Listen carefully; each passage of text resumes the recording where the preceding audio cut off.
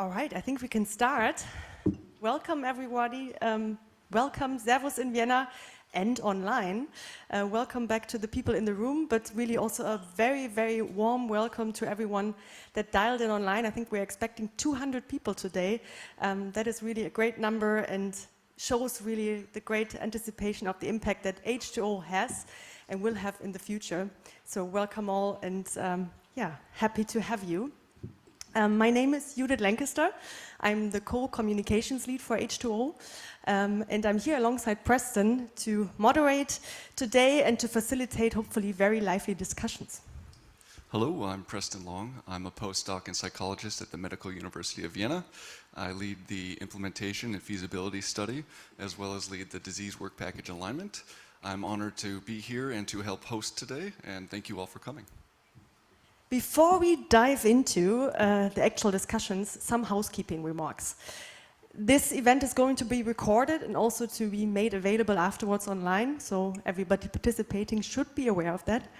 And yeah, we really hope that you will witness a lot of interesting, lively discussions, but even more so do we hope that you are also part of that discussion. And of course, people in the room, feel free to raise your hands if you have a question, if you have a remark, if you want to participate. But also the people online will have that chance because we have set up a Slido. You will see the QR code whenever basically we have a panel discussion.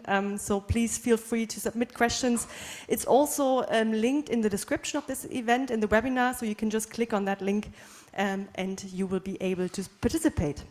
If you want to make sure that I choose your question, just compliment me in your question and I'll make sure it's read. Before we start with the introduction, just so that you know what you can expect, this is the agenda for today. And yeah, we will first hear opening remarks from the leads of H2O and the chair of the Pan-European Observatory. And then we will dive right into a discussion, and that's really the quest for bridging the gap. And the new Pan-European Observatory will definitely play a very vital role in that discussion, because we are discussing what kind of role and catalyst role can it really have when it comes to the implementation, also with the European health data space. So that is going to be our first focus point, and we will discuss that in two different roundtables, two different formats.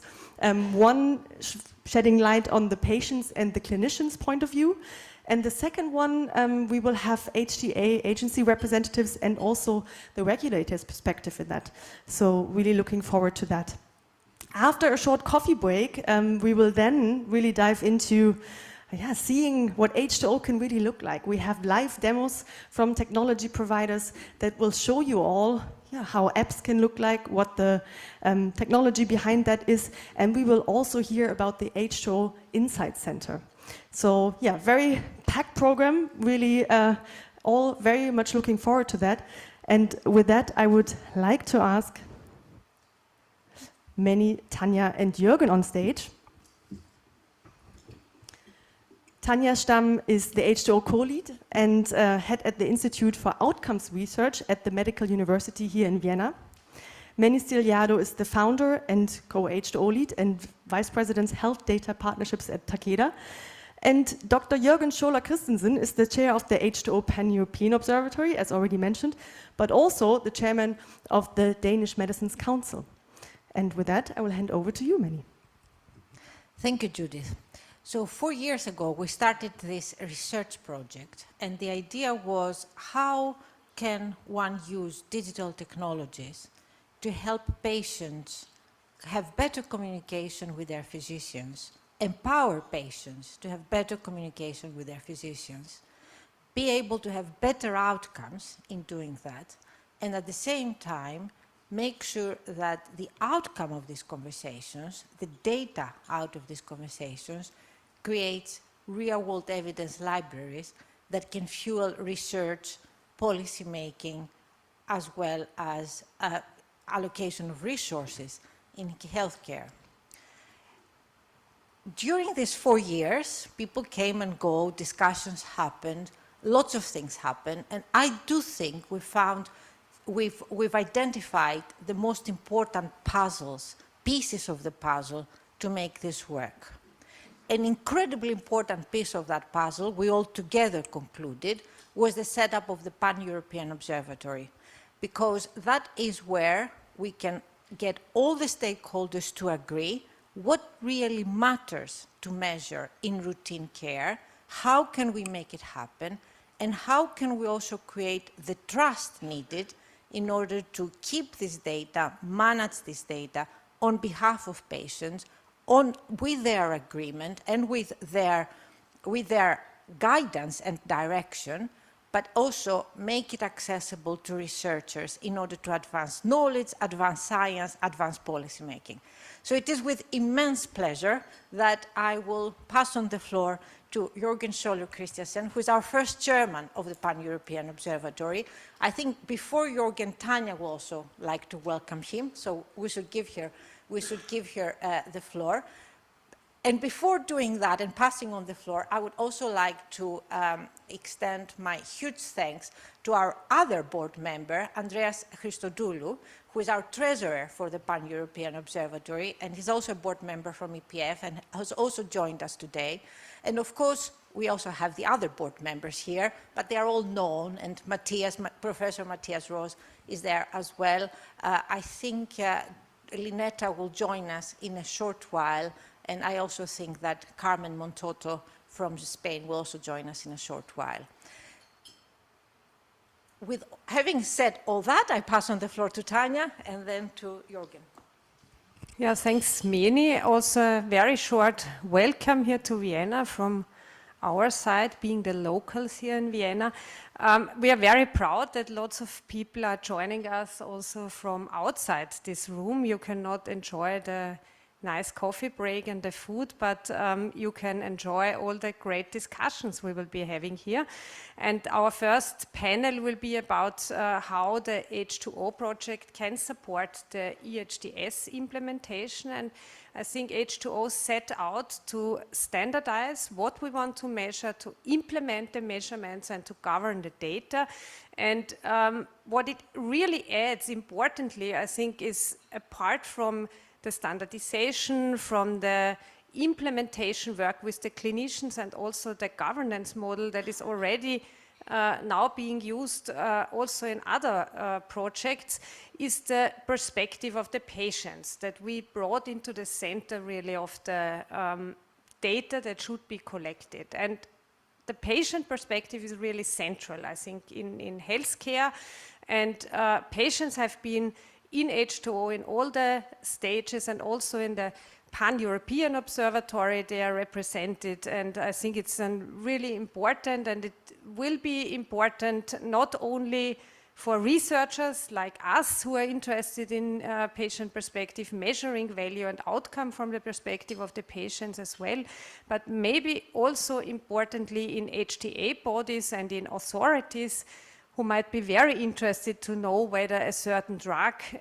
will actually also work from the perspective of the patients and what the patients say to this. And so it's our great pleasure to introduce you, Jürgen, as our first chairman, and you, I believe, you will have some opening statement, and the statement, it will be the first statement of the first chairman of the first Pan-European Health Outcomes Observatory.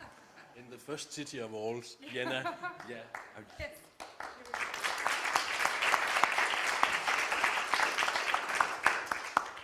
Thank you. I'm really happy to be here. And in this morning, Tanya Stam actually mentioned that the Pan-European Observatory is a kind of baby. Perhaps a baby, small one, not premature, but small baby. And all small babies actually need really good relations and collaborations. And to me, because it's Vienna, it has a personal meaning, because when I was a very small baby, the girl next door, you know, the girl next door, she took care of me as a baby. And right now, in this minute, my neighbor girl, Eva, she lives next door. So tomorrow I'm going to visit her, even though I'm a little bit grown up. So reminding about collaboration and relations. I'm really happy to be here because I've been working with healthcare. I'm a hematologist, and prioritizing, but always focusing on the value to patients. That's why we are here, all of us, and that's what matters the most. We've seen the H2O do nice things. In this session before, we saw huge dashboards which are very promising for all of us who are participating in this work. And we heard patients expressing their views on how are we going to progress.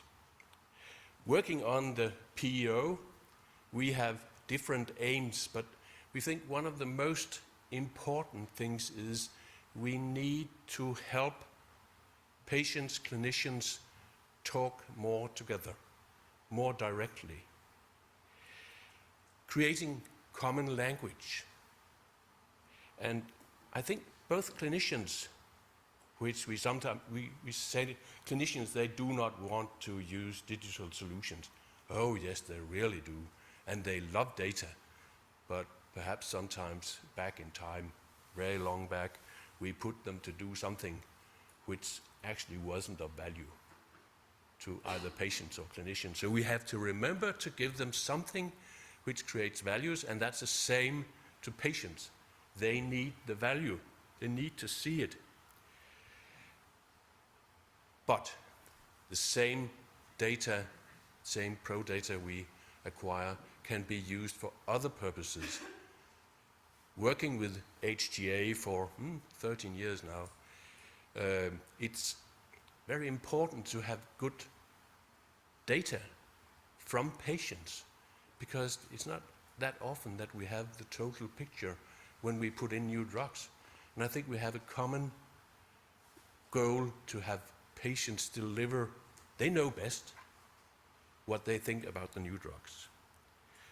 That's one basic item. And the other one, which has been mentioned before today, is sustainability. We have wonderful dreams, and we think we could do this. Now, this small baby actually has to do something more. It has to grow. We have to have more data in the dashboard. We need much more data. We need more projects to look into.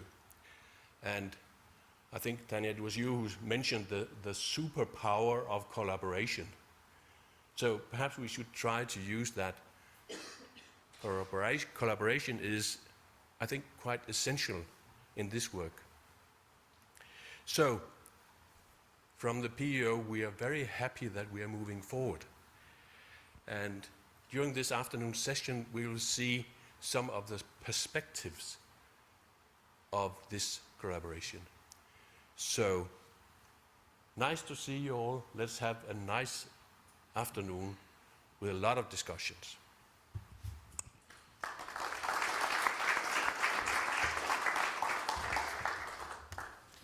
Thank you very much, Jürgen. Thank you, Manny. Thank you, Tanya. This is now the point where I would like to point at the Slido. So people in the room can also do that and scan the QR code, but of course also you online. Please make sure that you either scan the QR code to get to the Slido site, or you can also just go to slido.com and then enter the 251341.5 number to get to the group discussion that we are having here and submit your questions. I let people take a picture, but what I can already do is to introduce our first roundtable. And this is really discussing the topic of our event today, bridging the gap. Bridging the gap that we need to do, and how can we do that? We believe that the new Pan-European Observatory can play a vital role, can be a catalyst when it comes to the implementation, and specifically also in the context of the European health data space. This is something that we want to discuss now in our first roundtable. And of course, that will not be me discussing that alone, but Tanja will be the facilitator of that and the moderator. And we will be joined on stage by Evelyn Groß, who is the president of the Austrian Crohn's Colitis Association, ÖMCCV. And Andreas Christodoulou, which we already heard, is not only a board member of the Pan-European Observatory, but also on the board of the European Patient Forum. And then Professor Dr. Matthias Rose, director of the Department of Psychosomatic Medicine at the Charité University Hospital in Berlin. Please spend a round of applause for our panelists and enjoy the discussion.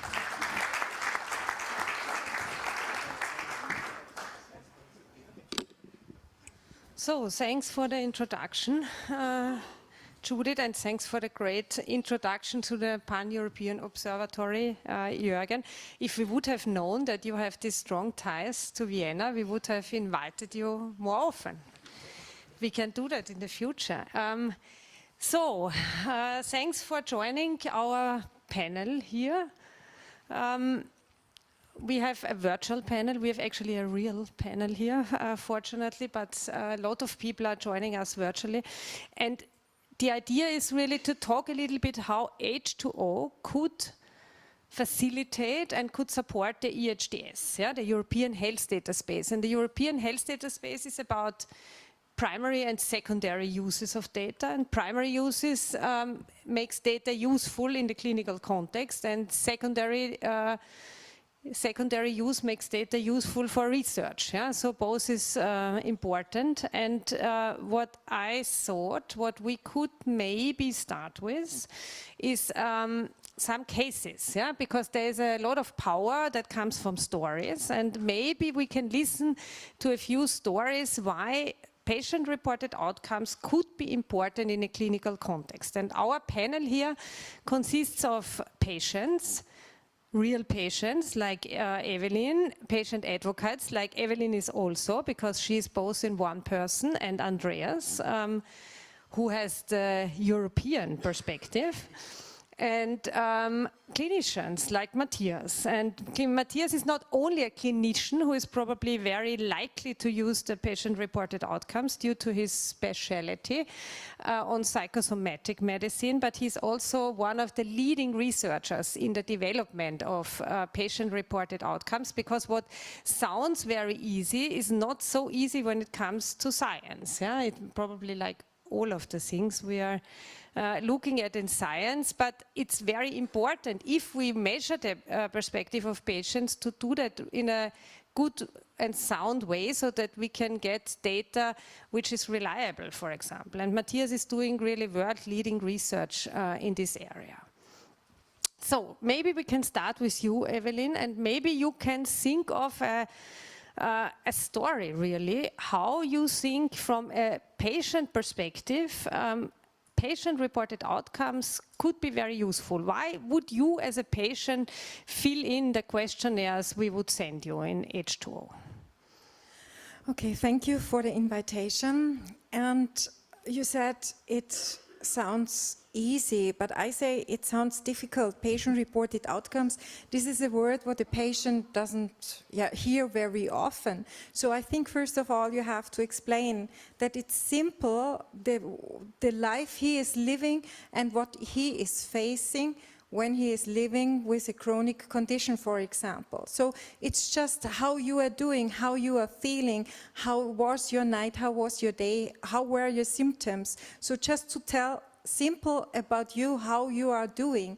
And we patients normally are not used that we are asked for that, because there is no time. So, and nobody is interested in just hearing, I didn't find sleep and so on. And for all those who think, no, I don't want to share data, there's something about sharing data and so on, I think, first of all, you also have to think where you already share your data, and being within the health systems, you have to share your data. And yesterday I had to have a visit at the hospital once again, and there is so much going on. And then I thought, okay, there is the electronic machine where you could put your e-card in and to register, and you don't have to queue in a line to get your appointment approved.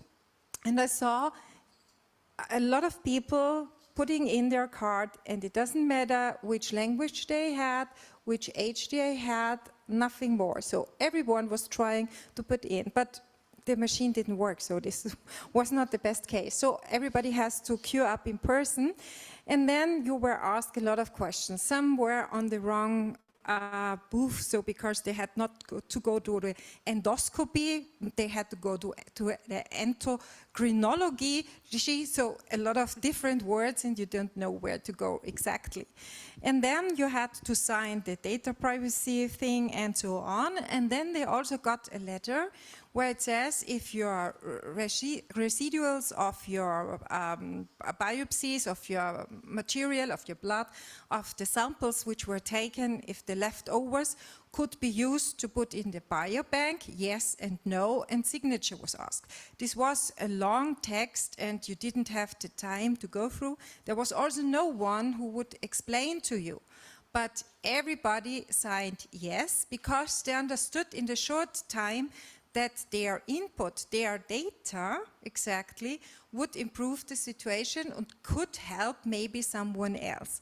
And this is also a way I believe in those data sharing and data collecting, that I am now suffering for 34 years of Crohn's disease, and there were really hard times. And if those times were not spent for nothing, and you could get out a new insight, a new treatment, a new whatsoever, and I can help the future patients to improve their situation, their quality of life, as what was mentioned very often before in the sessions, that quality of life matters because living with a chronic disease decreases your quality of life enormously. Yeah, thanks, Evi. That's again a story that we can remember, and I think it's always important to think about concrete cases, really, how this can help, yeah, from the perspective. So you said that you are not used to being asked about quality of life and well-being, and maybe the next question is to you, Matthias. You're a clinician, so do you never ask your patients about this, or do your colleagues not ask? And how could the questionnaires in H2O maybe help to, I don't know, educate also the clinicians about this? Yeah, usually we are so busy to treat diseases, so we cannot take care of the patients.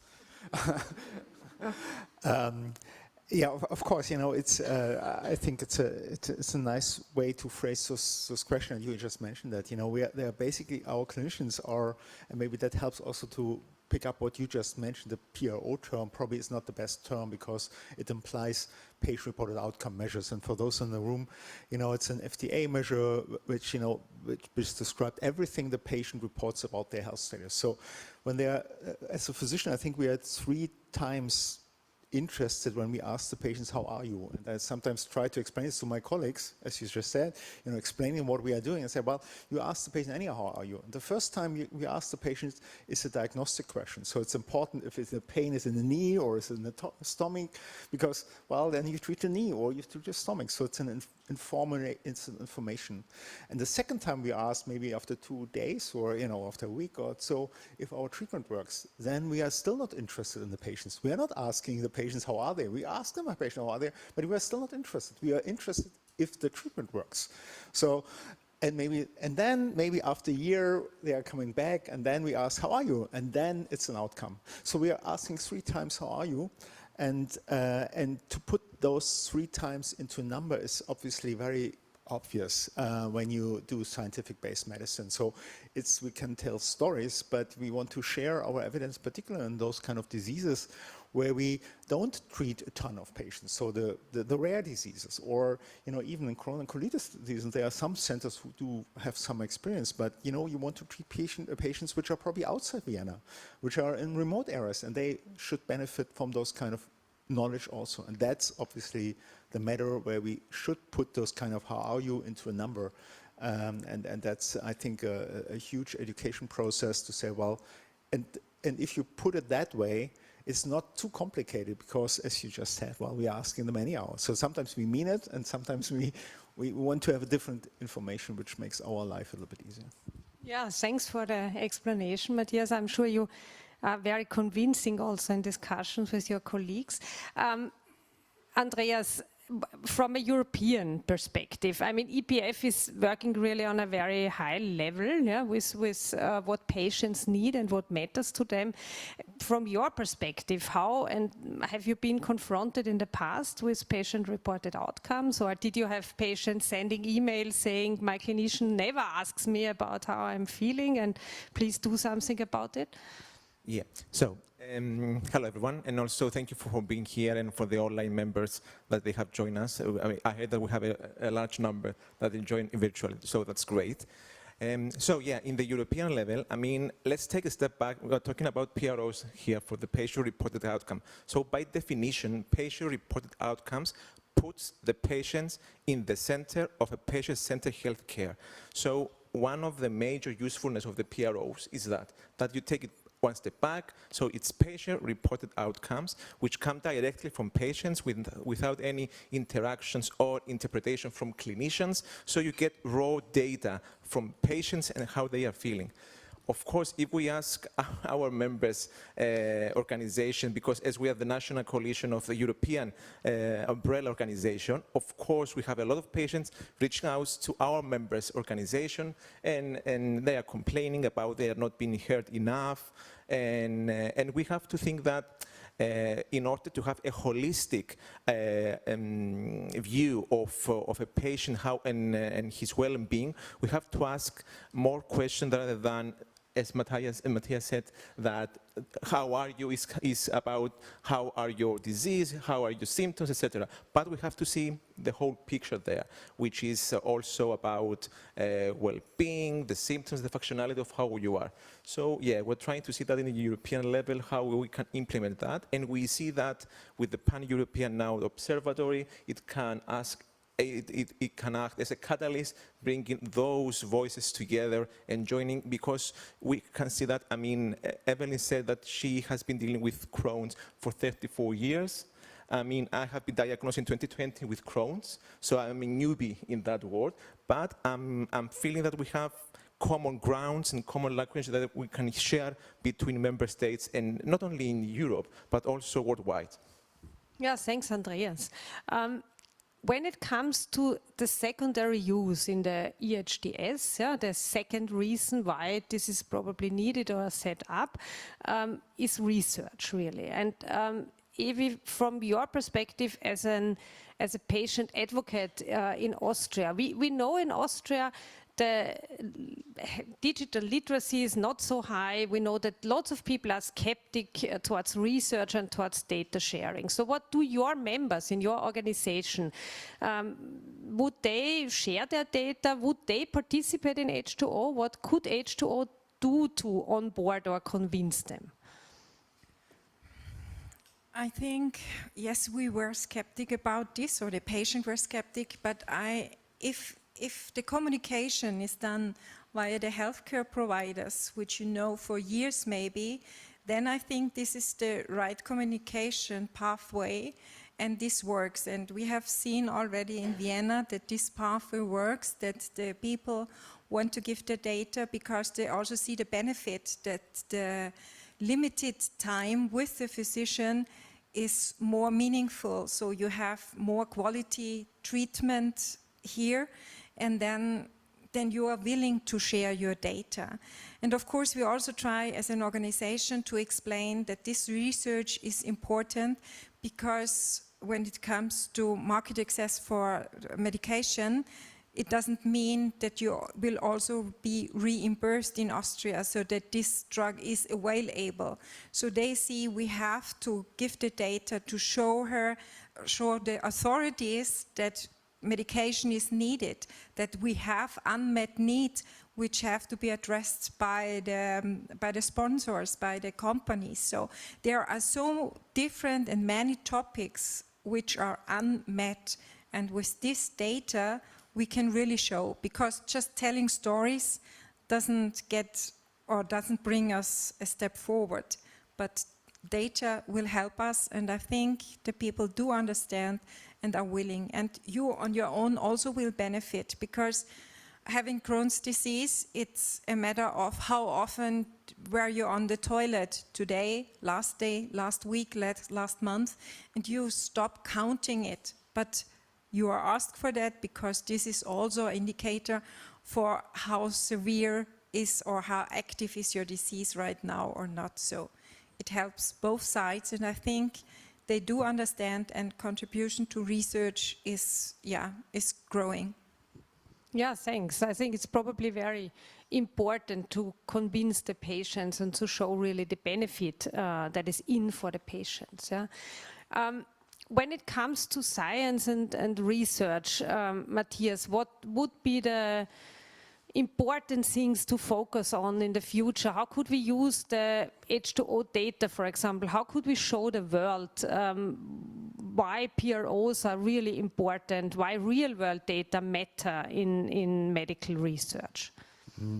Maybe I take the chance, because you're talking about stories on the patient perspective, but I think we can also tell stories from the scientist's perspective or from the doctor's perspective. So I was, in a session last week with some of the senior doctors from all kinds of fields, some of them from cancer, and he was reporting from a situation that just recently there was a new drug which was released, which gives a 3 months survival benefit in a obviously very dangerous or deadly diseases, and it went into the guidelines.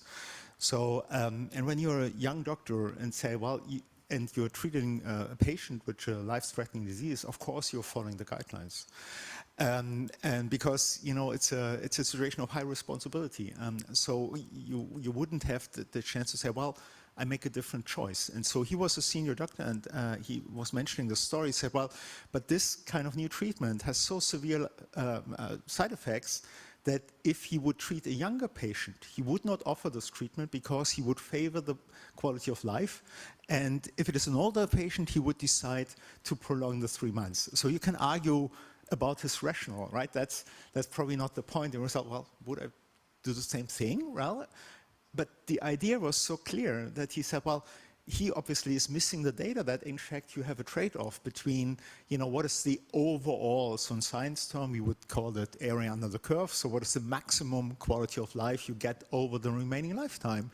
And so once we have those kind of data and we can put those kind of data into the guidelines and put it in front of the patient, then they make a rational decision to say, well, do I, for example, do I increase my chance to, maybe visit my grandson for the last time? So probably I vote for the 3 months. Or do I, rather go with my younger child, being in school, and I want to have a perfect quality of life and don't risk the time to be in hospital with some kind of severe side effects. And I think that the reason I started with the younger doctor, because when I was in oncology myself, I wanted to do everything right. So everything right means, I followed the rules. And the rules are scientific rules. So it really takes, but you cannot wait until somebody, turns into a leading position to say, well, no, we don't follow the rules here, because the patient-centered care is important. So supporting something which is totally natural, to look at the patient and say, well, this is what I do for you. Probably it's a little bit easier when you treat diabetes patients, you can make a mistake, turn another thing. But the more dangerous it is, the more solid the data needs to be. And there are no real data evidence so far. So we cannot make, or I think in the majority of cases, the young doctors will not make those kind of choices. And so a patient will be confronted with a treatment probably which is not the best for him. So that would really mean we need to show the power of patient-reported outcomes. In fact, it needs to go into the medical guidelines that it could be used, or there could be also a very strong reason why the perspective of the patient needs to be considered in the treatment. Yeah.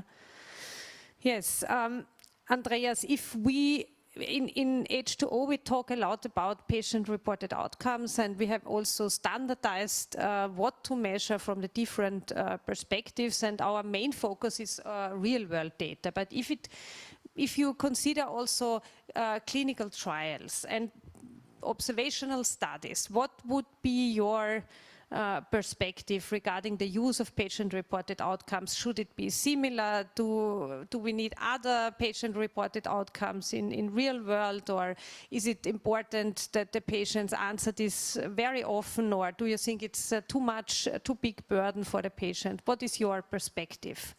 Being also a real patient, what I learned.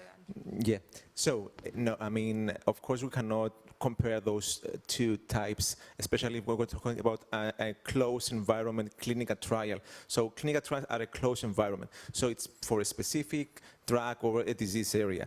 But if we're talking about day-to-day life or the routine care, those pros needs to be changed into more common ground, easier, and this where the patient's organization comes inside. So you can, I mean, patient organization can be from the beginning of the establishment of the PROs for specific routine care or for clinical trials, so they can provide patient perspective to that PROs and to change them and to make them more simpler.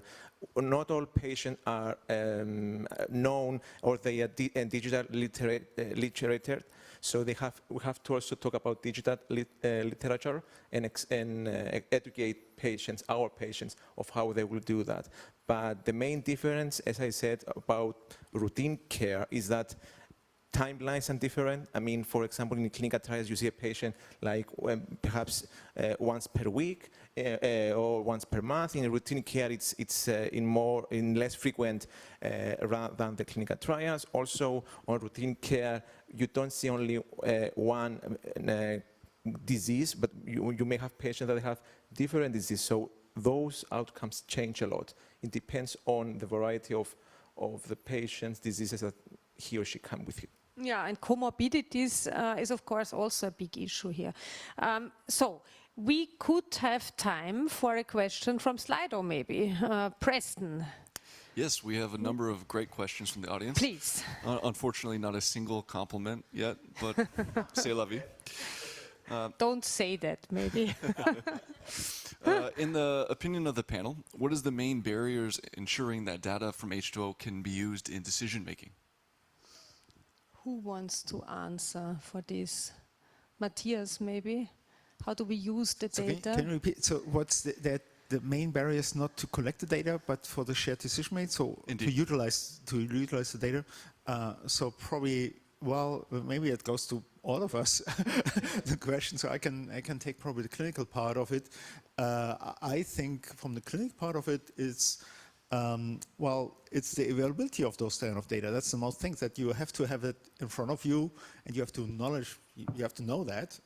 And those kind of data are actually not there in the extent you would like to do them. So you have PRO data, obviously from the RCTs, but you just mentioned that they end after a certain time. So it's not the thing you're really interested in. So in cancer, you will have to have those kind of data from long-term survivors. And so I think the availability is the most important thing, that we cannot use that. And shared decision-making, Evi, from your perspective, maybe? Of course, this is a great future tool for within H2O for shared decision-making, because you can get easily information how other patients are doing or what they're facing with this or that treatment. So you can have more exchange within this great group. Or very often we are called and asked for help because children should go, or their parents should admit their children to a special treatment, and they have to sign for it. And they ask me a very simple questions. Do you know any other child in Austria who has also this treatment? And of course I can answer it because I have contact with these families, yeah. But if I do not have, H2O would be a great help. You can see, yes, there is a certain number of children on this treatment. Or if you want to get another question answered, that female, how are female doing on this and that treatment? So we have to come to this, and the patients, I think when they understand which benefit will come out of this, then we can also overcome these barriers right now. But we are at the start, and it needs the data to come in. So I think that. But even simple insights then would already help, like what Brandon and Alexander showed earlier in the dashboard already. Yeah? So you say that it would already help the patients in terms of making an informed decision if they would know that maybe other patients are also running on this drug. Yeah? So I think that's also a very important perspective. And from your perspective, Andreas, regarding shared decision making, what can PROs help, or is it not necessary to have a PRO? Yeah? Of course they will help. I mean, we're talking about the informed shared decision. So when you have the, when you have the whole picture of the PROs, clinician and patients together, and other stakeholders, I mean, even EMA is using, for PROs for the treatment that they will pass through. So yeah, this is something that we have to consider really closely about informed shared decision, and especially when patients, we are human beings, so we all have different needs, and for example, what treatment and some, it giving some symptoms or some that it doesn't matter to me, but to others may function. So they give that small mark into the decision. For example, in oncology, such treatments, they can give you some really nice, really nasty side effects, but you can go to work, let's say. But for other treatment, you can don't have that side effects, but you are unable to work. So it depends also on person level. So, and this is what we call it's a person share informed decision. Yeah, thanks. Yeah. Do we have a question from the audience here in the room, maybe? Okay, if not, maybe we have another Slido question then, Preston. Indeed, yes. How can we ensure that the data is representative of the population? In particular, how can we avoid digital exclusion and include those without IT access?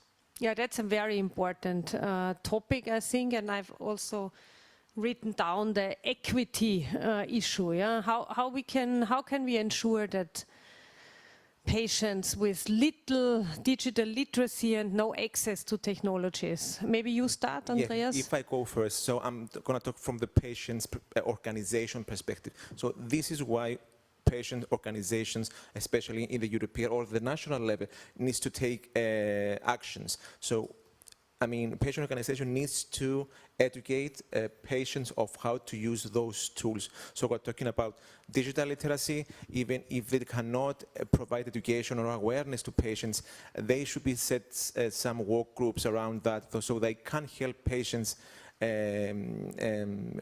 report those patient report outcomes. Those can be also collaboration. Collaborating with clinicians or hospitals, so we can have patient representatives or patient organization into the hospital so they can help them reporting their PROs. But that's, education. Yeah, I agree. And I think I've worked for a long time in rheumatology, and the patients have a very strong role also on the European level, and I think it's really important to include them. And we also include patient research partners in nearly all of our research projects, and I think it's very valuable what they contribute. Yeah. Then over to you, Matthias. Do you also want to answer the question and maybe also cover the second part of the question, which was on representativeness of how do we reach really a representative population? Yeah, I do like this question a lot, but probably it's one of the most strongest arguments to go into the direction H2O is going at this point, because when you think of the evidence which we have so far, it's heavily biased, because it comes from recruitment at the moment. It comes from academic centers usually, and then we recruit people in a randomized controlled trial, which are more likely to be in the trial. So it's not representative what we see in the RCT. So that's the first argument, obviously, which is true for all the real-world data evidence which we're creating. Here, maybe it's within H2O, we went, and that's maybe talking about what's under the hood of H2O, which is so you open the engine and say, well, what is inside? So what Tanya just described. So what we are doing there will probably beyond what has been done so far. And what has been done so far is we rely on data which on many of the questionnaires which has been published over 30 years ago, which are strong, good instruments for RCTs.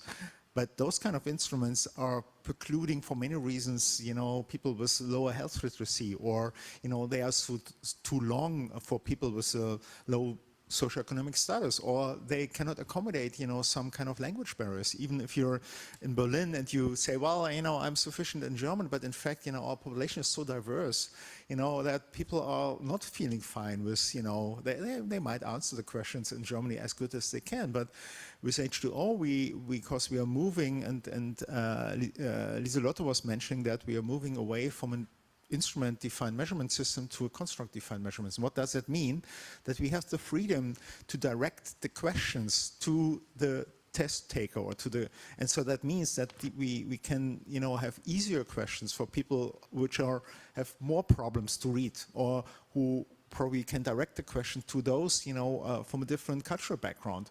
And so these are usually the hard to reach or the hard to treat patients. So I think that's a little bit under the hood. It's probably too far for this kind of thing, but that's the thing which brings me into this kind of project, particularly for that reason. Yeah, thanks, Matthias. I think, and you said very importantly that even the real-world data already are probably more representative than the populations in clinical trials. And it sometimes, or rather often, could happen that drugs which perform very well in the trials fail in the real-world settings because the populations are also different. So I think, and that speaks a lot for what we do in H2O, and also for having or using the same patient-reported outcomes in the trials and later on over the lifetime or the life cycle of a drug. Yeah. Do we have another burning Slido question, maybe filtered through Preston and Absolutely. Judith? Certainly. So this is a two-part question, and I think we've been kind of dancing around it a little bit, but just to solidify, are there benefits to the patients outside of their clinical appointments? And these questionnaires, these proms, are being collected elsewhere outside of H2O. So what is the benefit of it within H2O?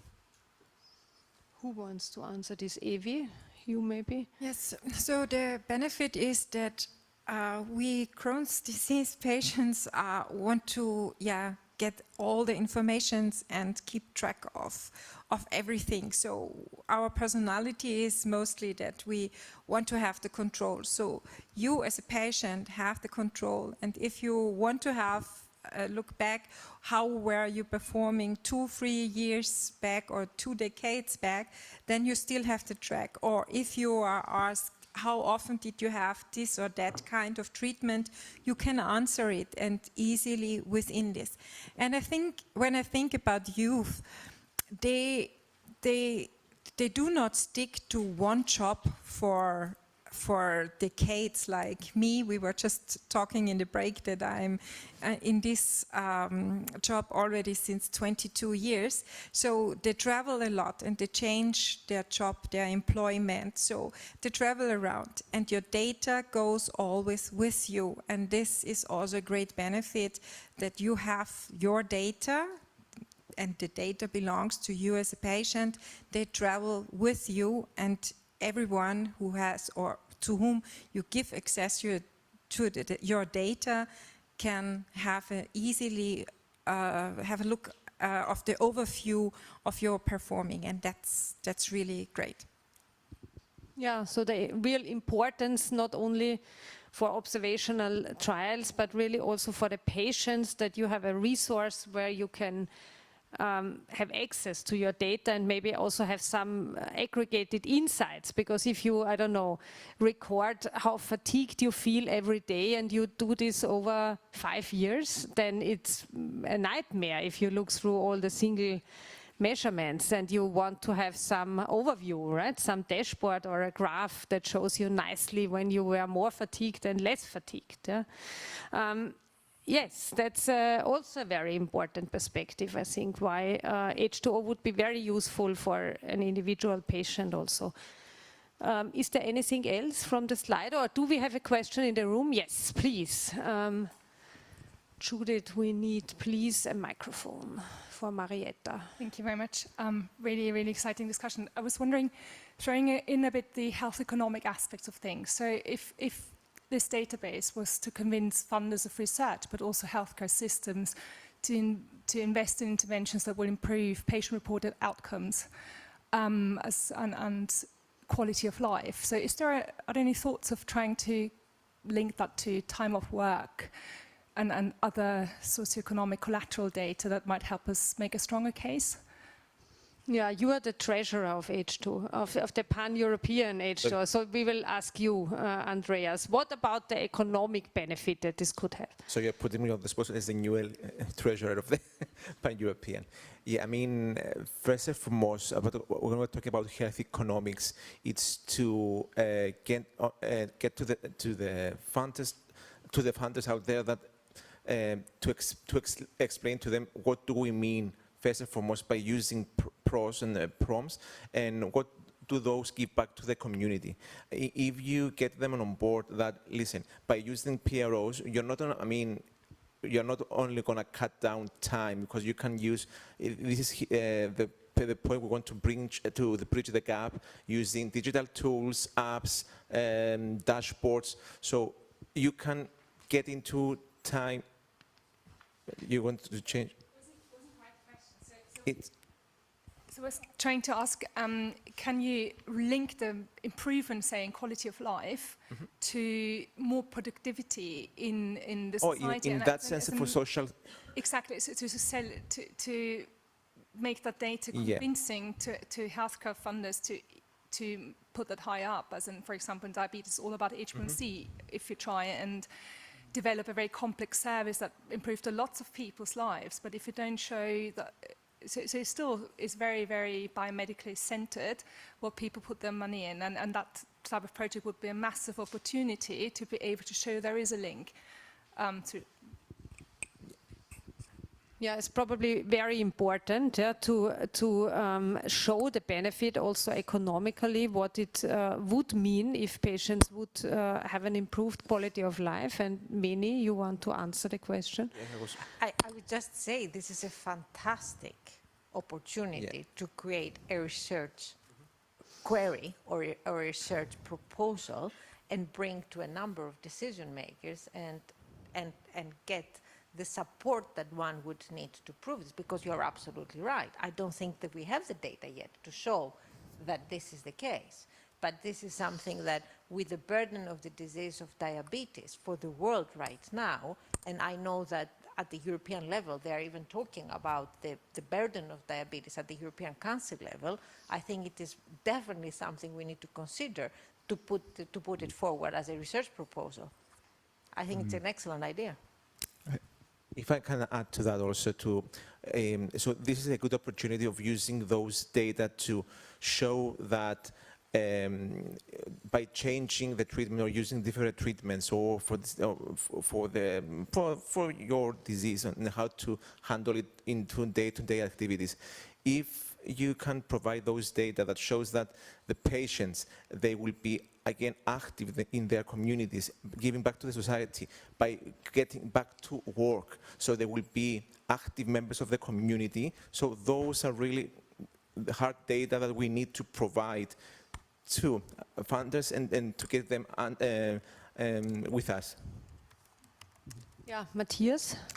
Maybe it's a two-part answer. So sometimes when I'm confronted with those kind of questions, I say, well, that's a decision of political decision, or maybe a decision of attitudes. I'm kind of hesitant to answer this question, because you either decide that you want to do your treatment for the benefit of the patient, so it turns around and say, well, show me that your biomedical assessment is doing a benefit for the patient. So so that we can say, probably sometimes be a little bit more, upfront about that, that's a political decision. So you either want to treat the patient, and then you have to show that it's beneficial, or the biomedical things. So, but of course, I know that's a kind of ideal worst scenario. So we have to, for the time being, we have to put this the other way around. So what can the PROs do for the system as it is right now? So, and I think there are different angles to do that. We have shown that some kind of PROs, can decrease, emergency room visits, can increase survival rate just by PROs and intervention. And there's good evidence when you compress morbidity, that's another term, you increase healthy life year expectancy, and so you increase the functional health status, which I think can be done in the long term with that. Then, of course, you decrease the number which is being spent on biomedical intervention. So there are basically two ways to argue with this. One is the more kind of, we don't have to argue about that the patient's in the front, and so we just have to show that we are efficient, whatever we do. That links back a bit to what you often say, Matthias, the PROs similar to lab values, right? So something which could be the main treatment target, not, like we said earlier, the second-class endpoints in the clinical trials. I think, Brent, you have a question, or you want to... More just a comment. Building on what Manny said quickly, there have been some papers that have started to show the resource utilization benefit from improving outcomes through collection of PROs and other measures through digital means. And so, although not directly tied back to H2O, later, one of our panelists will talk about some potential work that we're thinking about and how that might actually answer that type of question or propose a way to get to that answer and how it could tie to H2O.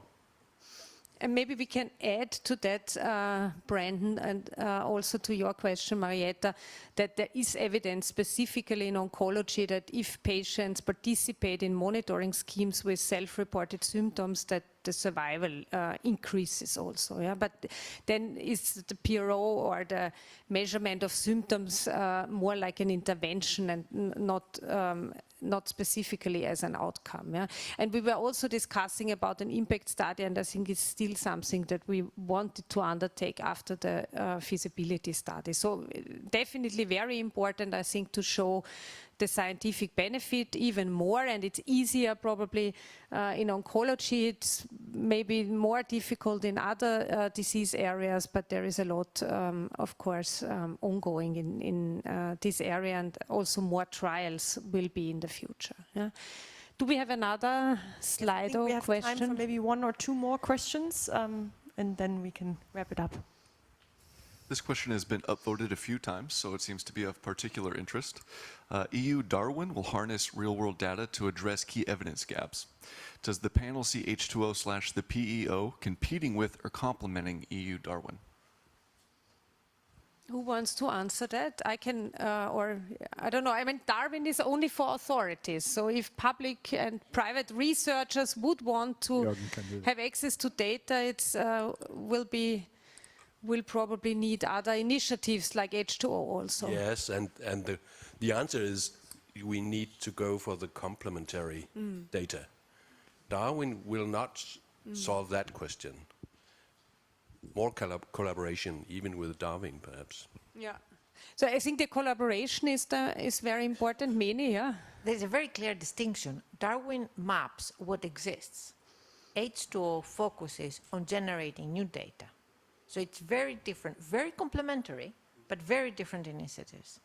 Yeah, and like I said, so I think one of the key deliverables or milestones in H2O was the setup of the governance model, and I think it's also essential that the data would be accessible, and accessible also to patient organizations, for example, if the insights are needed. So I think to researchers, to PhD students, to researchers from all the different sectors, and that's also something that H2O wants to facilitate. And we have seen that there is interest from other project proposals, other projects to use our governance model. Yeah, Matthias? I just want to stress what May just said. I think, at least from the German perspective, there's a lot of, obviously, digitalization efforts, and a lot of things doing like that. But I think, my assessment, we're the only one in Europe which is doing this on the level to acknowledge that there is data coming directly from the patient. And that's something which is probably unique, and that's helpful to put those kind of gap. That's a different type of gap, but I think it's an important type of gap to change medicine. And so that's on the table, and we provide probably a little bit to that. And maybe also the integration from the data from the technology partners, the real patient-reported data is something which is essential to have really complete or enriched data sets with patient perspectives. And in value-based care, that's also a very essential part of the game, in fact. Yeah? So let's make a last round maybe and ask you all, if you think about H2O, the last year, what is the most important task, what we should do in the next weeks? Andreas, we start with you. Again? For the Which ferry again? No? For the next week, I mean, we saw before the H2O in Science Center, so we, as a patient organization, we really see a value over there. So that will be one of the main focus area, and providing a platform. And this is something also that the Pan-European Observatory will need, so it can bring together the whole Europe or the whole world. A whole world in an H2O dashboard made by our two heroes, Brandon and Alexander, right? So that's by the end of the year. Yes. Okay. Then, Evi, what is your? What should we do? What is the most important task from your perspective in the next weeks? Should it be a realistic one, or? Yes, of course. Because when it's a wish, I could wish everything, or isn't it? So to be realistic, and a great goal of each patient organization is awareness. And I think what is really needed is awareness through all stakeholders. From our side, of course, to the patients, that we distribute our water, our H2O, that they get familiar with it, that they know what the terms means, and so on. And also to the public, to the authorities, so every person that they hear about it. And we heard digitalization is going on and on through the whole world, and also through Austria. And I think we could contribute with our project so far for many other projects, and hand over our technology, our knowledge, and so on, and make shared project here as well. So let's go, and yeah. So we go and have all the patients drink our H2O water and taste it and like it, right? And then so it is. The clinicians also. This will be the task for the next weeks. And I have to say, we had a very good patient engagement event in Austria in spring. That was really good. It was co-organized together with EPF, and Evi, you also had a big part in this, and I think it was really great, and maybe we should really do more to increase the awareness about H2O. Matthias, what is from your perspective the most important task in the next weeks for us to be successful? It's in the next week, like in the next year, and probably all the time, to stay relaxed and confident. Because I cannot think of a world, I think the train already left the station, so the world will move into patient-centered care for many reasons. We don't have the time to go into that.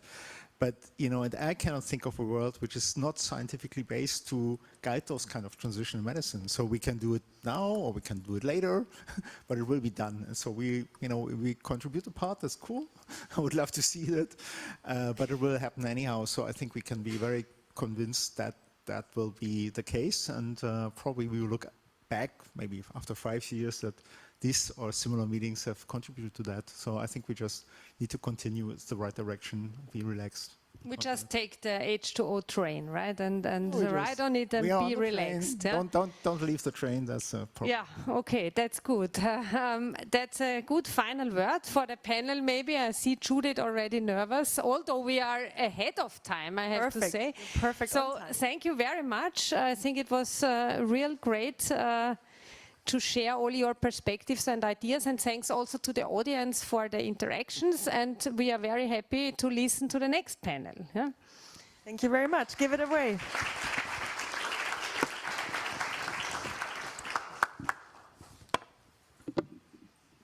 Thank you very much, Tanja. Thank you very much to the panelists. It was very interesting to listen to that, and I think we all got a good view on the perspective of patients and clinicians. Now, as I said earlier, now we want to change the perspective and see what HTA agencies and also regulators have to say about that. And I think there it's really also important to see what kind of data really helps them to incorporate into their decision making. And for that panel, and I see Deepak is already ready to come on stage. Come on over here. Deepak Kalra is going to moderate that session.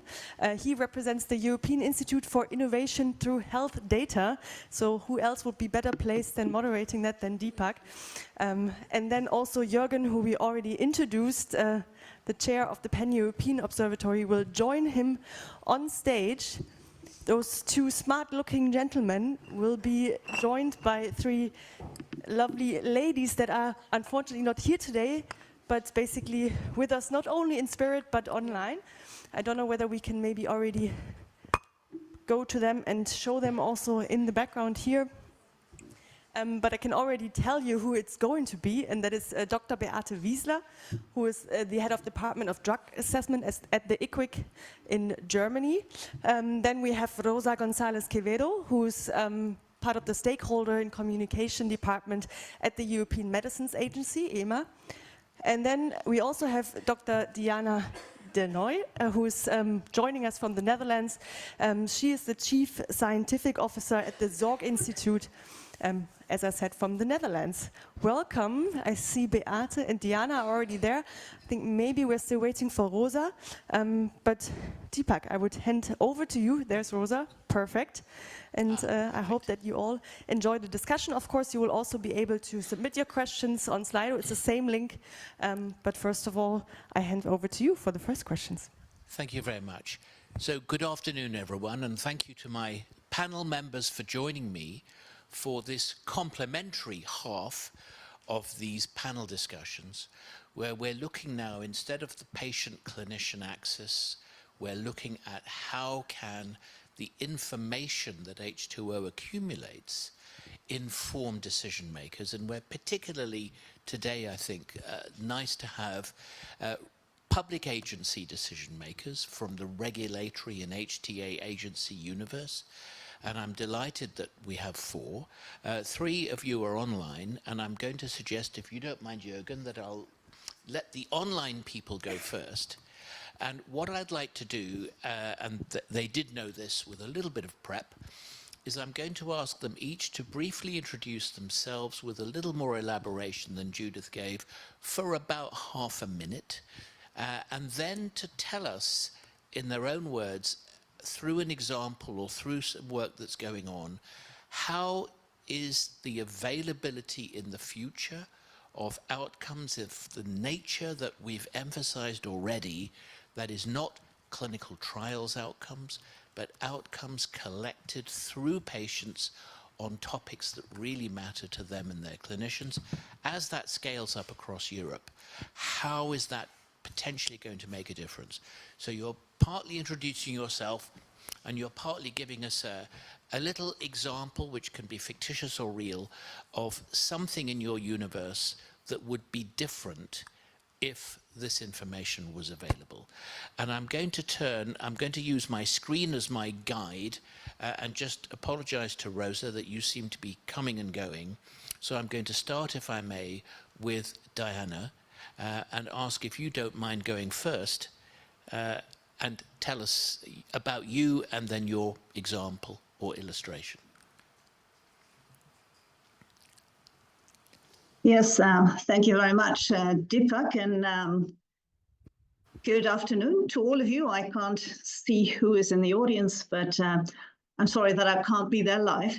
Well, I've been introduced already. I am Diana Delnoy, and I work at the Zorginstituut Nederland, the National Healthcare Institute in the Netherlands, which is the HTA agency in the Netherlands. And I also have an endowed chair at the Erasmus School of Health Policy and Management.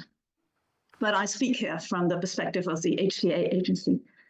And perhaps before I go to answering some of your questions, I would like to take this opportunity to, first of all, congratulate the H2O team on establishing the Pan-European Observatory, because I think that's really a major step forward in the project, and that's very good news. So if I turn to what I think your question was, how can standardized patient-reported outcomes help, in my case, HTA agencies in the work that we do? I should maybe say, yeah, like I said, I work for the Dutch HTA agency, so I cannot speak for all the HTA agencies in Europe. And perhaps it's also good for you to realize that there are differences between HTA agencies in Europe. So some look only at pharmaceuticals, and other agencies look at the whole range of interventions that are applied in healthcare. So including things like medical devices and surgical interventions or even lifestyle interventions. And some agencies offer advice to policymakers, and other agencies take decisions themselves, for example, about reimbursement of medicines. And some agencies focus particularly on reimbursement decisions, and other agencies also try to seek to influence clinical decision-making. So there are differences between HTA agencies, and also the definition of HTA is really quite broad, because it states that HTA is a multidisciplinary process that uses explicit methods to determine the value of the health technology at different points in its life cycle. So from the moment of market access to clinical use. And the purpose of HTA is to inform decision-making. So we have a really broad definition of what HTA is and could be. But I think at the core of HTA lies the assessment of the relative effectiveness of health technologies. And in several jurisdictions, that also includes the assessment of the cost effectiveness of interventions. Now, for measuring this effectiveness, my own agency in the Netherlands explicitly aims to work with patient-relevant outcomes. So we prefer not only to look at survival, for example, but also at adverse events, at symptoms, at quality of life, at physical functioning. And in the scoping phase of assessments that we do, we seek input from patient organizations and from professionals in determining what, in this specific case, for this intervention and for this patient group, would be patient-relevant outcomes. And obviously for outcomes like quality of life or things like pain or fatigue, there is really no other way of measuring that than by asking the patient. And unfortunately, there are many different instruments out there that are being used by researchers and by clinicians to measure those patient-relevant outcomes. And I think for HTA, I'm convinced that for HTA, it would be better if these measures were standardized. Because in HTA, at least in my agency, we are trying to move away from one-off assessments of single interventions.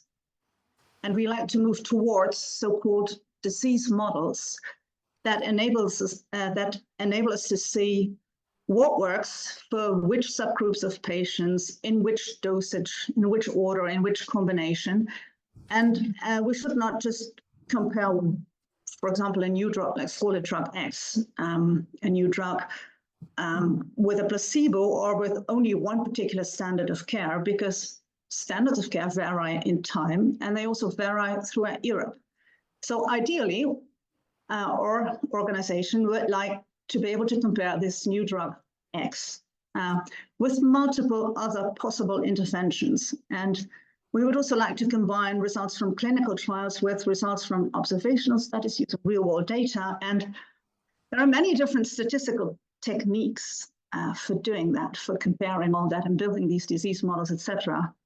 But these really work best if outcomes are measured in all the trials and in the real-world data settings, and that are comparable, so that are standardized. And I think that is why we are so interested in H2O, because H2O is not only about measuring patient-reported and patient-relevant outcomes, but particularly about doing that in a standardized way across different diseases even. And that brings me to the final point I'd like to make is, well, how could H2O be even more valuable to our work, the work that my agency does?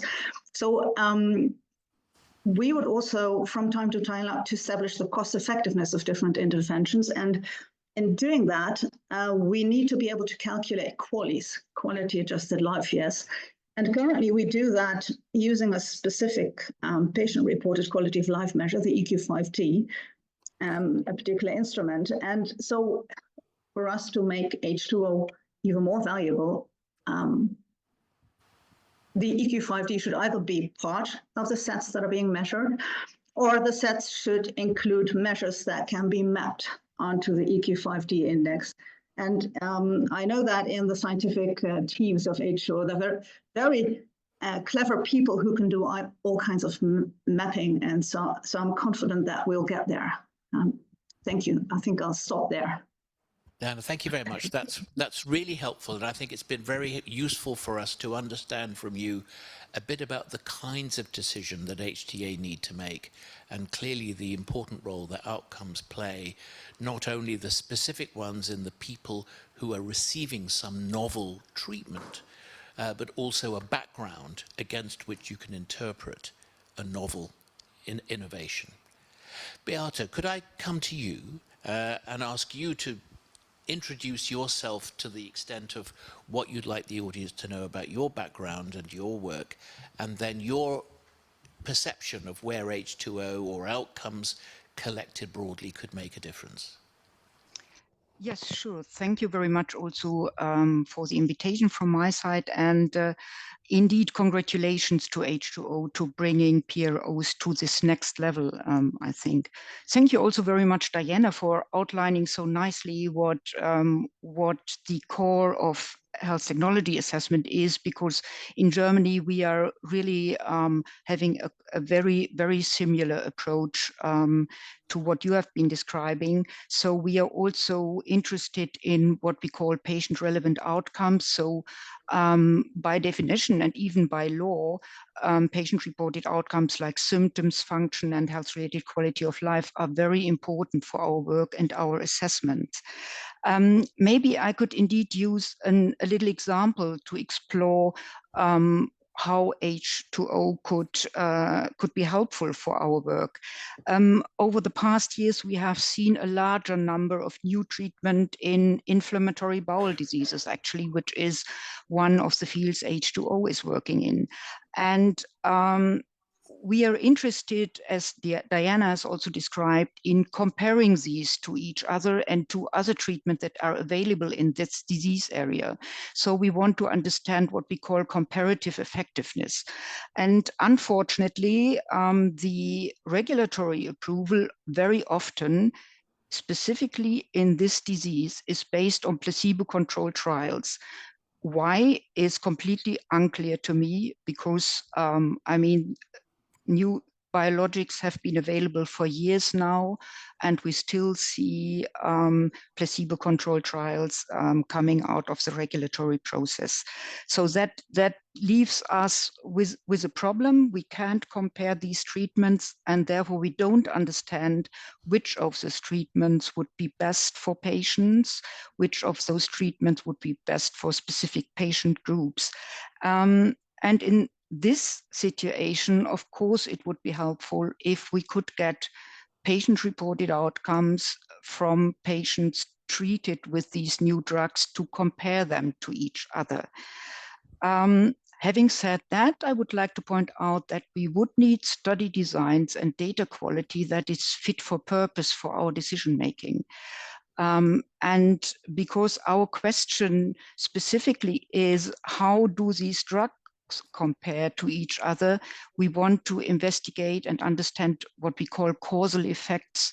So if we have patient groups treated with different treatments, and we see different outcomes, we want to understand whether this is due to these treatments or just due to any other differences between the patient groups, for example, to different severity of disease or to different different availability of treatments, maybe even background treatments in the healthcare system from which this data come. And the most easiest way to do that, to investigate causal effects, actually is by interventional randomized studies. So if I had a wish list for H2O, I would introduce interventional studies, specifically randomized interventional studies into your work. And maybe I stop here. Thank you, that's great. I mean, from both of you already, we've heard about where outcomes could deliver huge value to you, but you've also given us already some hints about what should be our success factors, and we'll come back to success factors in a bit more detail in a few minutes, but you've already both given us some. So let's now shift to a different kind of organization, the European Medicines Agency. Rosa, welcome, and thank you for joining us. Probably, I would say, nobody in the room or online needs to know who the Medicines Agency is. It's famous, but you might want to tell us about yourself and the roles that you play in it, and then also to move into the outcome perspective that you bring. Thank you. Thank you, and good afternoon to everyone. I hope you can hear me well.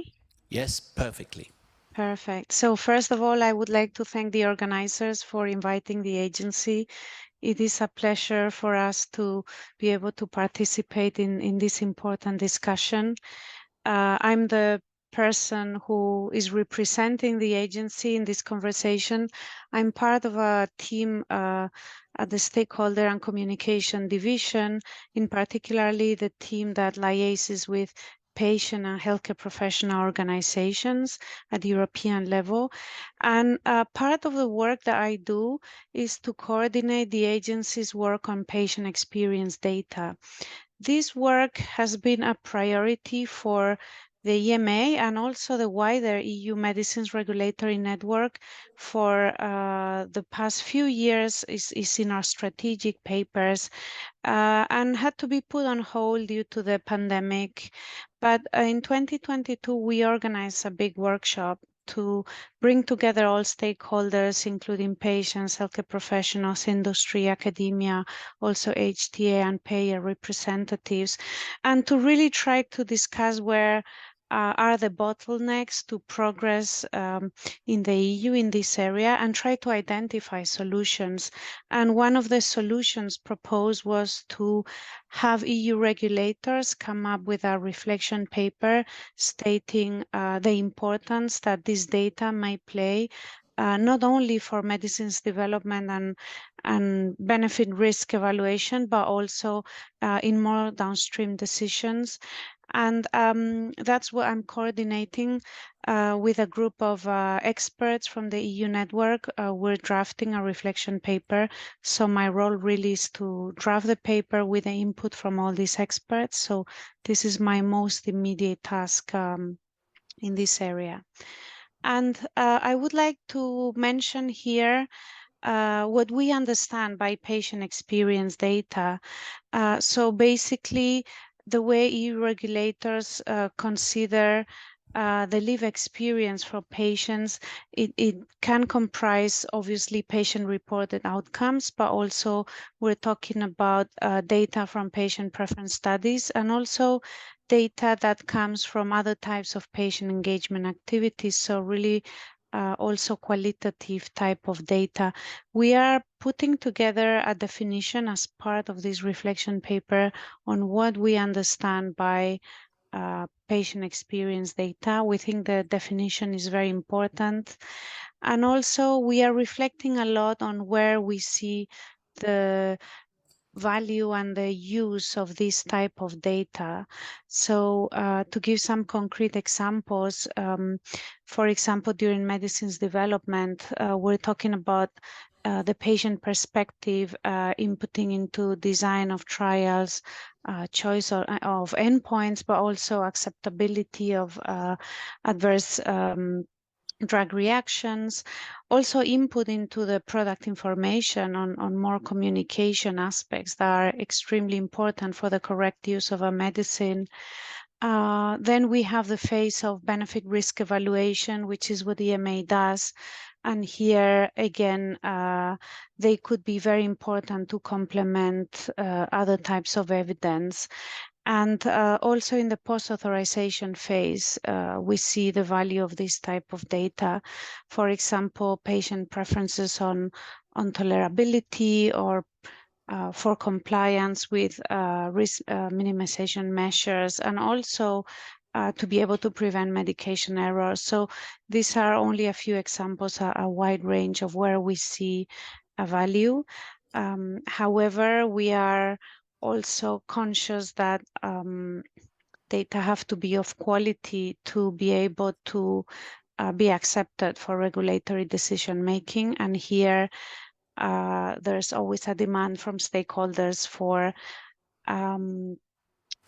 guidance in terms of methodological guidance, but I presume we'll go later into those aspects. So I just wanted to finish my introduction saying that that's at high level the type of work that we initiated 2 years ago, and now with this reflection paper, we really want to put forward the idea that EU regulators welcome this type of data, and then we provide a route for medicine developers or patient groups who are developing this data to really come and talk to us early at scientific advice stage, so that we can provide a case-by-case advice on their development plans.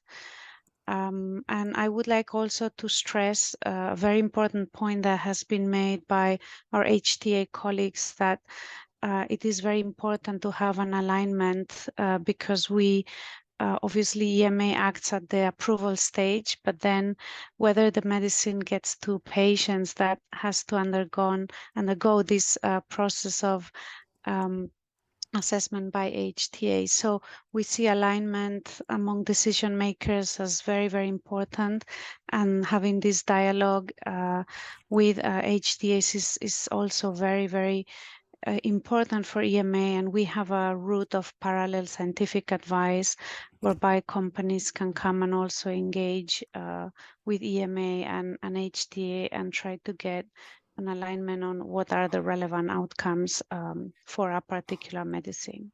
So I leave it here, and I'll be happy later to further discuss. Thank you.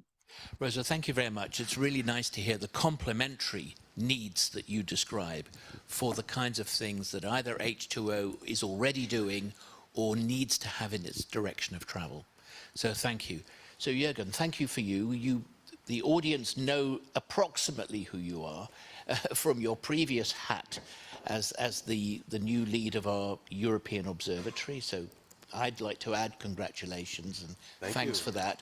But now ask you to take off that hat and to put on your other job hat and to tell us about your role in the Medicines Agency and also where Outcomes fits in. Thank you. Nice to be here. And it's always nice to talk about something that fills a lot of your time, which is HTA work in Denmark for me. I've been into it since 11 years back, because as head of department once, I had to fire nurses and doctors because I had used too much money on medicine. And I kind of realized that I had to be really sure that the medicine had benefits to patients. So that was the hard way to learn that I needed to prioritize.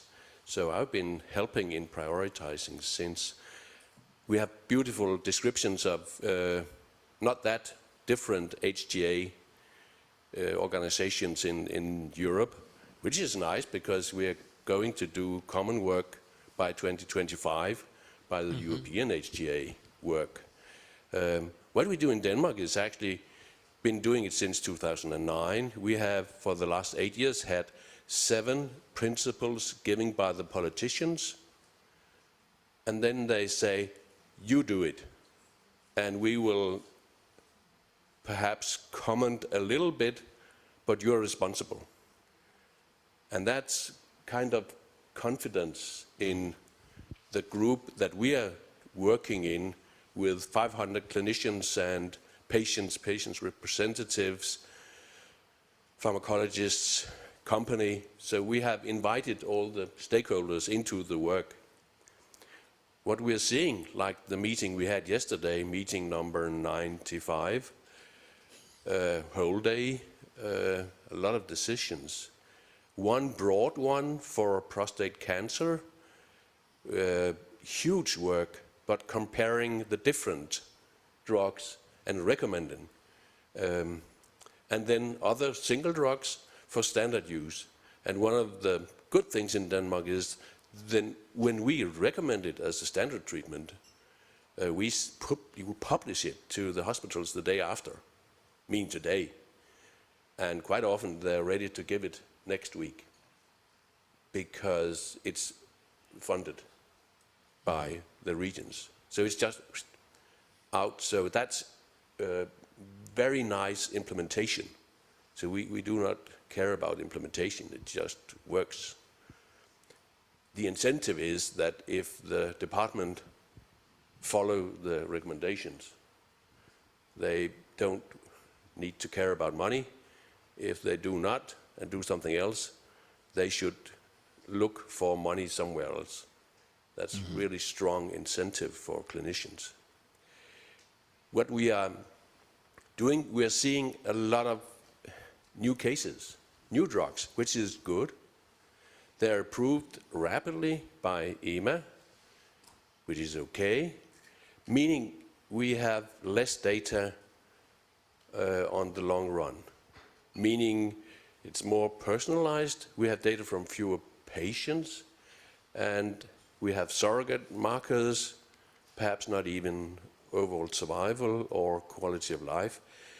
And I think all of us want to put new drugs to patients if possible, but we need to be sure somehow that we collect the data, like the PRO data, that we can evaluate in the real world, how did it actually go?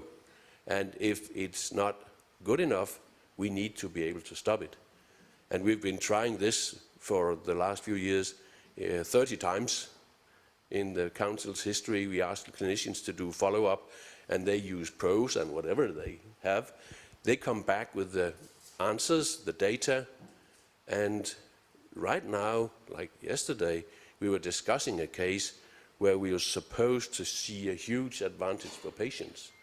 And what we actually saw was no advantage and more side effects. And now we have a new problem. We have new information, and we actually need somehow to do the post-marketing. And I think one of the ones we have realized is, I think we need to learn from every treatment given in respect to patients and to companies and to money and society. So we need to learn from all the treatments. And that includes, we ask the ones who knows best patients. Lovely, thank you very much. So it feels like the decision-making universe around us is potentially very hungry for H2O-like solutions. The H2O aims to cover patients at scale across Europe.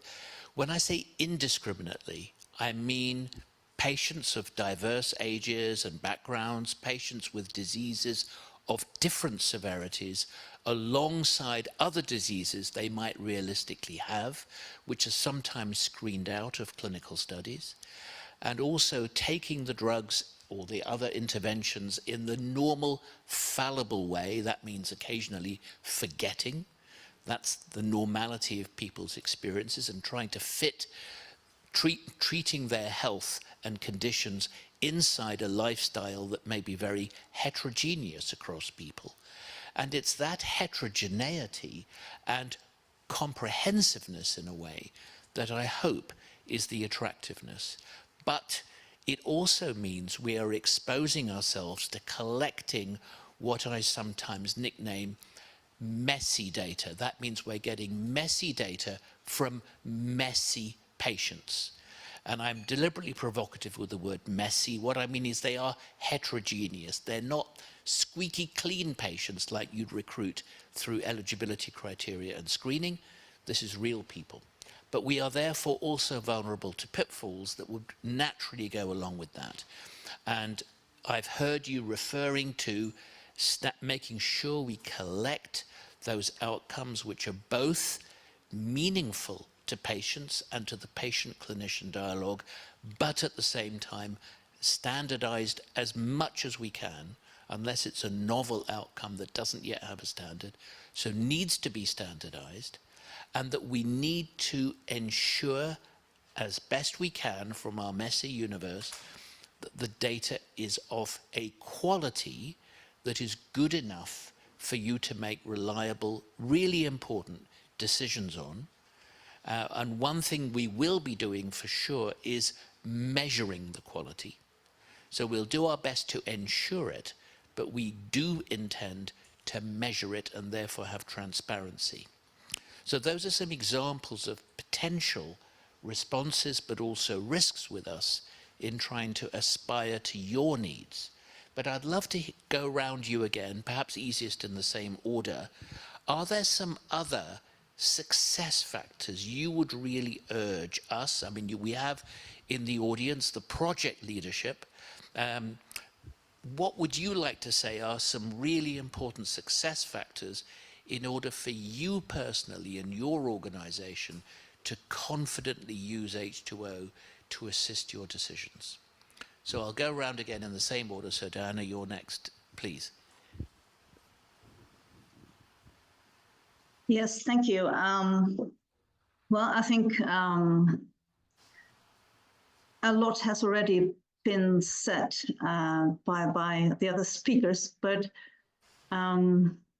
looking at H2O and measuring standardized patient-relevant outcomes, I think for HTA agencies, the challenge does not lie in working with those outcomes. I mean, anything that we can fit into a PICO, so the thing you define when you start looking at when you start a systematic review, for example, which is what we often do, anything that will fit in there will work for us. And the problem is not in the O of outcomes in such a PICO. So we can work with outcomes like survival, patient-reported outcomes, quality of life. That's not the problem, but a more important challenge, it has already, I think, been touched upon by Beate, is using data from real-world settings rather than using data from clinical trials. I mean,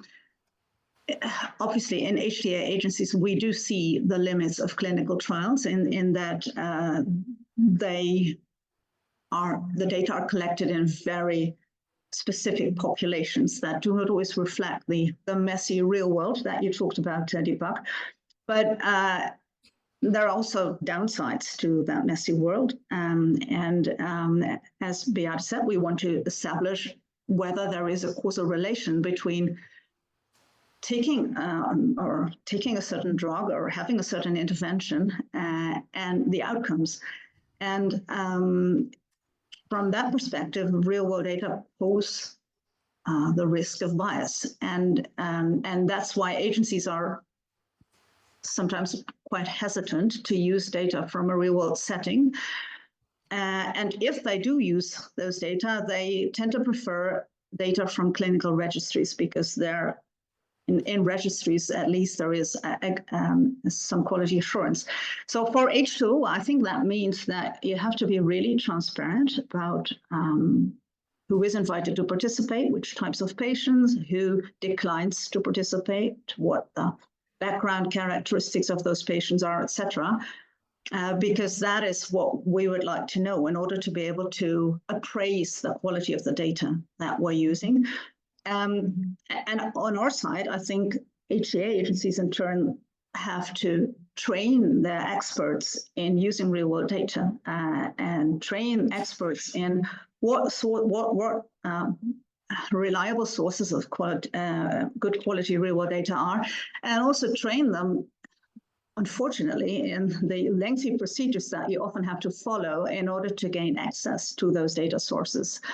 Because we've been trying to do it in international projects, for example, and typically you get 5 years of funding, and of those 5 years, sometimes 2.5 years was spent on trying to get access to data, and that's the reality of all life. But we need to learn how to do that, and that implies that HTA agencies also need to create, say, capacity for capacity building, and that is really challenging given, the workload of people in our agency.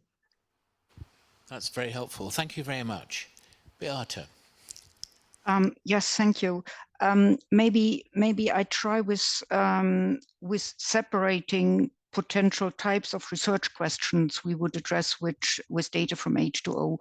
I mean, there is one set that could be kind of descriptive. So if we want to understand what the burden of disease in a population is, or what the treatment given to patients in a population is, then I think that is less critical. Also, the messiness is less critical. Then we could use that data to characterize the populations that are living in our real worlds.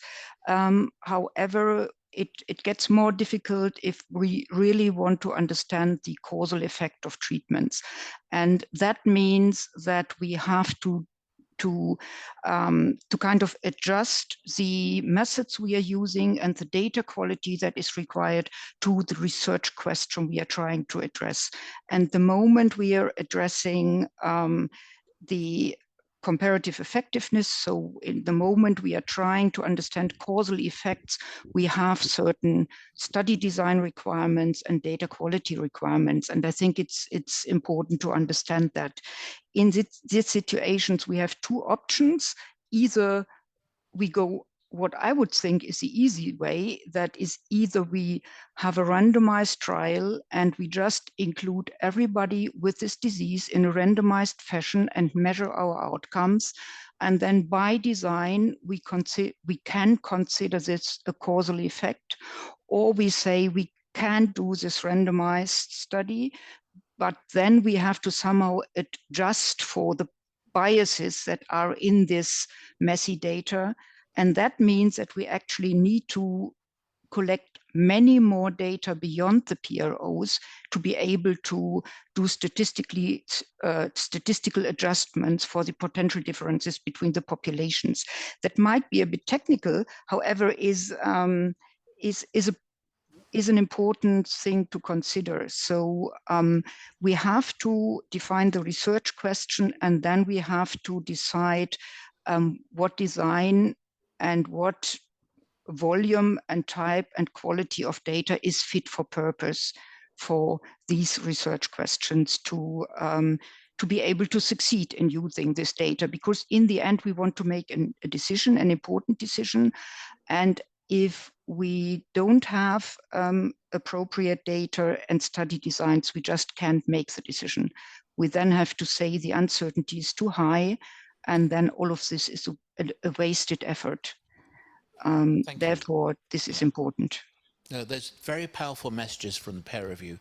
And it's nice to hear you echo those messages together, because in fact, as H2O has progressed from its birth a few years ago, we have recognized that there will be a need to identify research questions that need special treatment.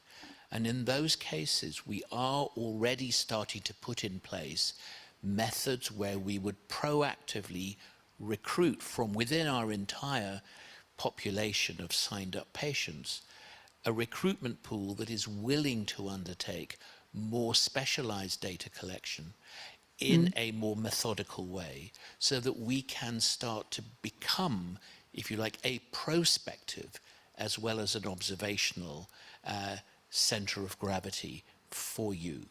And I'd like to then turn to Rosa, because that's something I've just introduced in the conversation, but in particular, EMA type decisions are also very stringent, and I wanted to ask you about what you see as the success factors for H2O that would make it a highly relevant resource, but also whether the prospective nature of research question addressing that I mentioned would be attractive to you.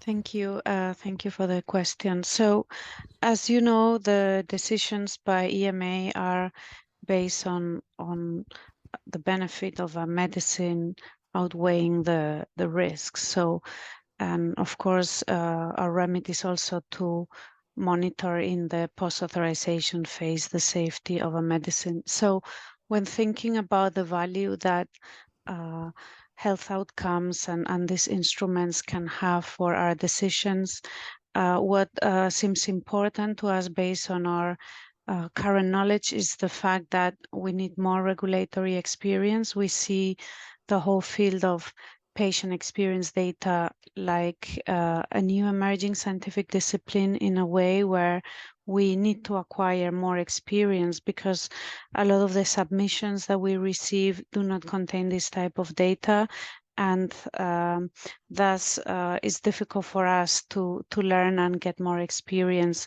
On the other hand, because we are aware of the fact that there's some perception from some stakeholders that we don't value this data, then they don't get included in submissions even though they've been generated.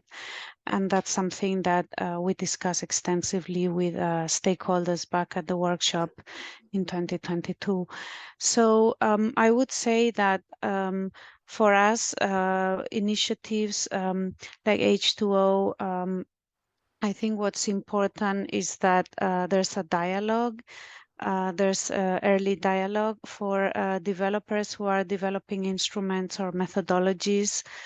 Again, this idea of coming early to discuss with regulators, particularly if it's in the context of a development of a medicine or developing of a methodology that could a methodology for patient experience data or PRO instruments that then could go for scientific advice or qualification. So I think that's where what I would say is a key step for us, really to be able to progress. We need to see this type of data. We need to evaluate this type of data. Then another aspect that is very important, of course, has been mentioned earlier, is the transparency. We also heard at the workshop with stakeholders that transparency was key. Key for example, for patient groups, they really want to see what data, patient experience data are assessed by regulators and how we use them, how they weigh into our decision. Same for industry. The data they submit to us, they want to understand how we use it, why it does or it doesn't make it into the product information. So that's an area where we are working at EMA at our end. Obviously, we're trying to come up with proposals on how we can increase transparency, but it's good to see this also from stakeholders developing initiatives in this area. Rosa, thank you. That was great. I mean, transparency is a really critical word, and it's one that we also are focusing a lot of attention on, so I'm really glad you raised it.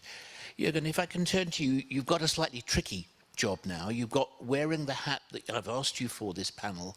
You have to also elaborate on what you see as critical success factors, but if you then were to wear the hat of the head of the new European observatory, you also have to deliver those success factors.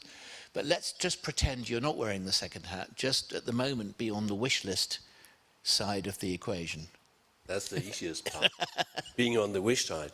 But I really enjoy being together with other HTA agencies because it's the same kind of problems and advantages we have. And perhaps I could take Beatrice's discrimination between, could we create a randomized setting for following what we have introduced? We know we're going to agree with the companies about pricing and temporary and so on. When we have done that, could we create a randomized, scientifically sound, perhaps we should work a little bit with the proof of it, but could we do that, or are we going for the messy data? I think the first one, with the randomized one, will call for a lot of data and more work. Could be difficult sometimes, but the messy world could perhaps do benefits as well, because it calls for less data, but you will know something. You'll know which type of patients did actually get the medicine, because there's a lot of patients, even though we recommend, that are treated off-label. And we do not know from the randomized phase 3 trials how they fare on treatment, and just that information, who did actually have the drug and how did they carry on? And that's actually a security question as well. So that we can go both ways. I think we need to go both ways. Yes. And I think we need to go this way in collaboration with the companies and the patient organizations, because we can only succeed if we do it that way. Okay, change of hats. Oh, okay. Yes, because one of the success factors is actually that we are doing something. We're calling this a baby. It's newborn. It has to grow up within the next year or so. Mm-hmm. And we need to do something. We need to find some areas where to work. And we have already suggestions for projects where we can go into kind of demonstrating how it's working with pros. And I think that should be what we really try out for the next year. That's a success. So real world, real work, real data. Wonderful. Thank you very much. Can I ask, do we have time to let the audience throw us a question or two, or are we in the danger zone already? Doesn't mean that we don't have a little bit of time to have one or two questions, and there were plenty and that were submitted online, so I would hand over to Preston to select the very best one. The one which gave you the best compliment, I suppose. I hate to say it, but none so far. Oh, I've gotten over it though, don't worry people. This is actually the most upvoted question of the day so far, so I think it has selected itself. Although RCTs might be the current gold standard for comparative effectiveness, do you see a pathway for using real-world evidence to achieve this purpose? Well, actually, that's a really lovely question, because it's actually, in a way, a culture change question, isn't it? So I guess everybody's got 60 seconds. Can I give each person is allowed 60 seconds to give a response to whether you see a transition. Maybe not 100% abandoning the old baby with the bathwater, but do you see a transition? I think, let's just say that you physically wave your hand if you want to go first. Okay, he was first, okay. I think we need to go that way, not all the way, but right now we are dependent on relatively small amounts of data for new drugs in the randomized trials, and that's a condition because it's personalized and so on. So we need to go having the real-world evidence as the gold standard for how it's working, how it's performing in a huge number of patients for a long time. So yes. Okay. Thank you. Who's going to wave a hand on my screen? Okay. So I see Diana's hand waved first. Yeah. Well, I think I agree with what Jürgen said. I think I see the real-world data collected as a way they are collected in H2O as complementary to trials, because, like I said, trials do have lots of limitations too. And I guess it depends on the research question that you want to answer, which design and which data fit best. But if you combine the two, then the advantage is that you can follow. You have usually longer follow-up than you have in trials, and you have real people with comorbidities, etc. I mean, it technically, statistically, it's much more difficult. But I wouldn't like to be in a position where I had to choose between either RCTs or real-world data. I think the two are really important, and the RCTs are, I think, particularly important when a new drug is being introduced, where you want to really be sure that it has an effect, a causal effect, beneficial effect, and not too many side effects. But I see the real-world data as a very useful source to follow up what happens in practice, and also decide on disinvestment, because we're always focused on what comes to the market and what is new, but there's a lot out there that is old-fashioned, shouldn't be used anymore. And I think real-world data offers a very good opportunity to see to what extent this disinvestment actually happens. So take the best of both worlds, I would say. Thank you. Great. Beate, your hand waved just a millisecond afterwards, Yes. so you should better come next. Yes, thank you. Well, actually, I think it's kind of a wrong concept to say we need to transition from RCTs to real-world data, because we can run RCTs in real-world data.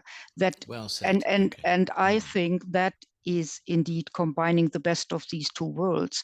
Because randomization doesn't mean I have many inclusion-exclusion criteria. I have short follow-up. I have a very extensive data collection. I could do randomized trials in real-world data sources, so-called pragmatic trials. I just include anybody with a disease. I only collect the most important outcomes. I do visits according to clinical practice. I follow up for 10 years or longer. That is no contradiction.